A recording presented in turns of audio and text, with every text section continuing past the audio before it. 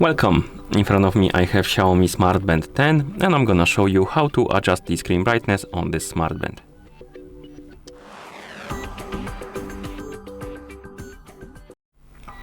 First we need to wake up the screen on our smart band, and you can do it by tapping on it.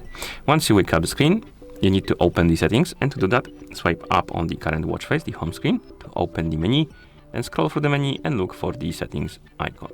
And once you find the settings icon, tap on it, then tap on display. Of course, in settings you need to find the display option and tap on it.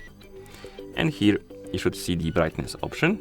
Select it, disable the auto brightness by tapping on the switch, then tap on custom. And now we can adjust the brightness by swiping on the slider. So once you adjust the brightness to your liking, you can swipe right on the screen to go back. And we can go back to the watch face by swiping multiple times. Let me check something. Yeah, it's not here. Never mind then. So that's how you change or adjust the screen brightness on this watch. Thank you for, not watch, my bad. It's a smart band. Thank you for watching. If you found this video helpful, please consider subscribing to our channel and leaving a like on the video.